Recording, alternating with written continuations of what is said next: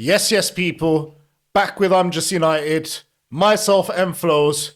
You already know. And today, I'm with Guff, and we're going to be discussing my favourite thing about United.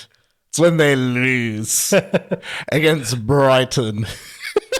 Yeah, crazy game. Lost it in the end.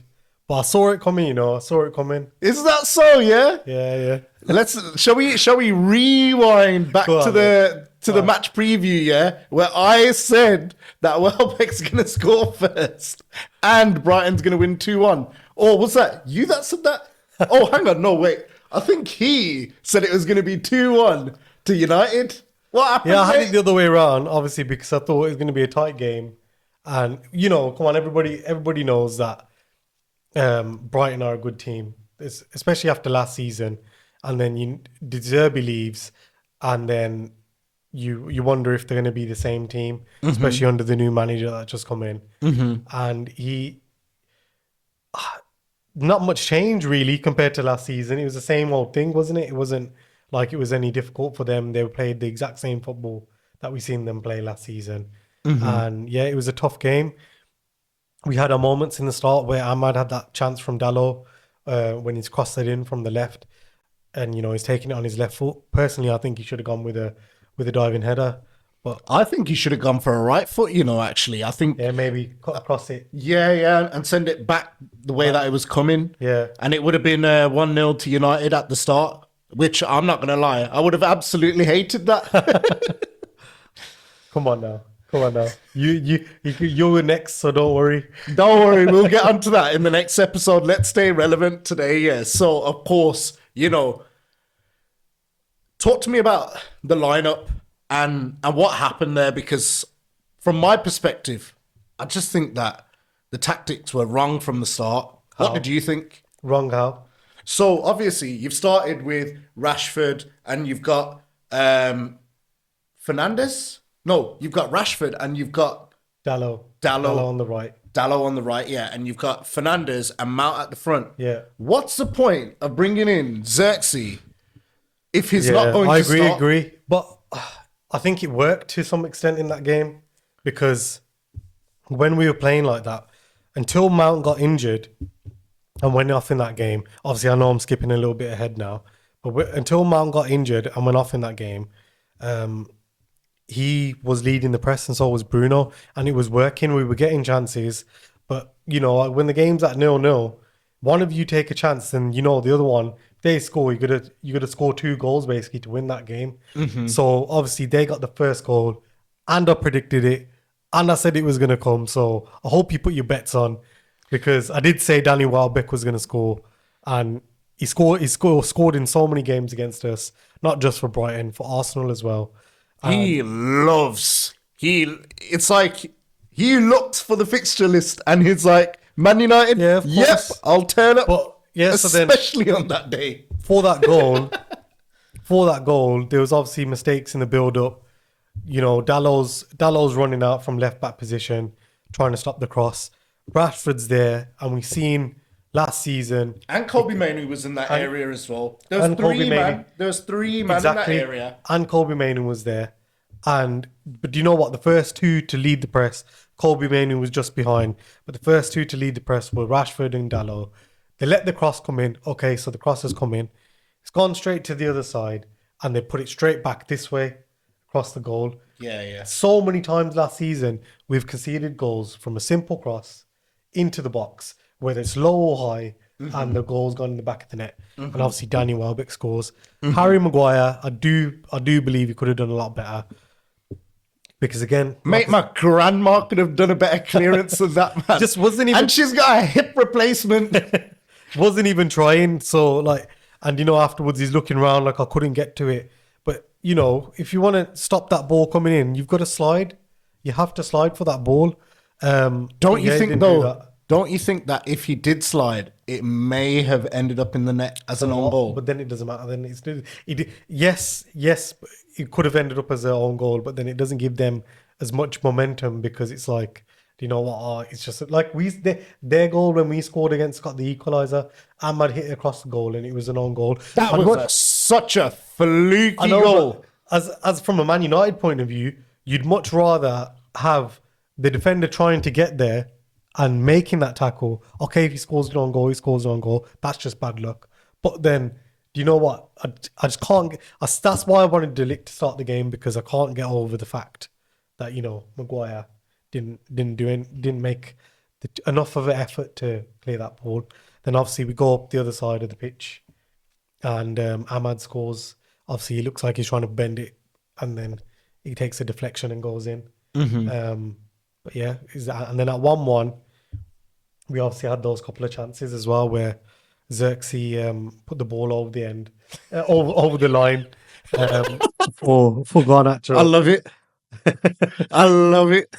But do you know what? Like, it's just one of them. You got to take your chances in these games when you're away from home.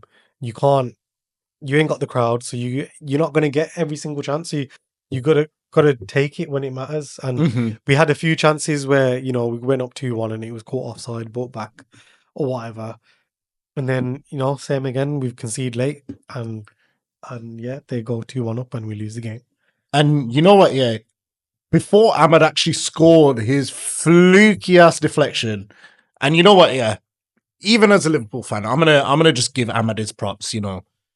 Scored, just had his stepmother pass away as well. Like, to put United up, I'm sure that must have meant the world to him. Like, to get the equaliser, etc. But literally just before that, Welbeck had a chance, and he could have made it 2-0. The warning signs were there. They were obviously there. The warning signs were there early. They hit the post with that header that you're talking about from Welbeck, and yeah, the signs were there. We knew what was coming, and Ten Hag makes the changes, brings McTominay on for Bruno.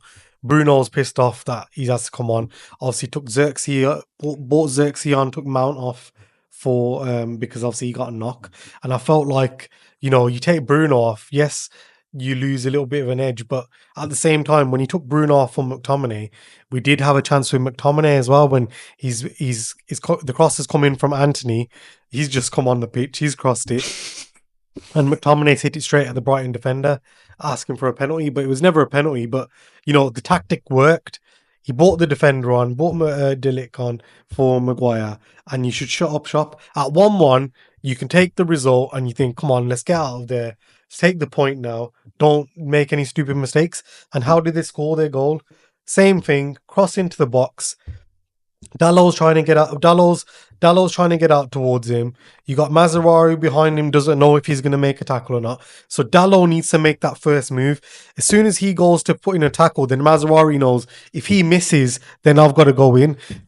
Dallow's backed off, and then he's just crossed the ball. And then by that time, Mazraoui is too late to make an attempt for that ball. But then even worse than that, you got that many people around the ball. Right behind him, you got 3 Brighton players, 3 at the back post, exactly the same, which was for the first goal that they scored. And it's just mind-boggling, because Ten Hag ain't saying that to them. Oh, leave 3 man open at the back post and everybody's coming for Ten Hag's job. There's no way that he's coaching that. No way at all. You know what? I'm gonna just say a few things. Yeah, Ten Hag's at the wheel and he's already crashed. It's already crashed. Listen, I don't even want to hear it yet. Let's be real, though. No. Hang on. Let's be real, yeah. He's made his signings, yeah. He's been backed by the board. Don't get me wrong, Brighton away is a difficult fixture, yeah. But got Arsenal next, by the way. But that's Brighton, yeah. You got bigger problems to fight than Brighton at the moment, yeah. We'll come on to that. But don't you just think it's the same old from United? I'm not going to lie. I love it. The entertainment. It's like Arsenal were Banter FC and United have now become Banter FC. No chance. Or rather, they're fighting. No chance. They're fighting with Chelsea for the Banter title. Literally, that's the trophy you guys. It's just difficult. Obviously, we've got a lot of players coming in and out. You guys need a settled back 4. Yeah, but I think now he ain't got a choice but to start the players that he signed. Obviously, Mazraoui, we've seen he's thrown in straight away.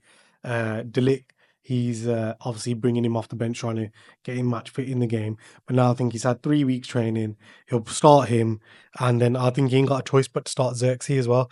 Obviously, I know he's been backed. Everybody can say he's been backed, but at the end of the day, he ain't had a preseason with any of those players properly because they've all been away for the Euros. Excuses. No, but let's be real for a second. Excuses. That is excuses. Let's not jump on Ten Hag. Before it was, he's not been backed by the club. Yeah. Man bought in Anthony. What has Anthony done?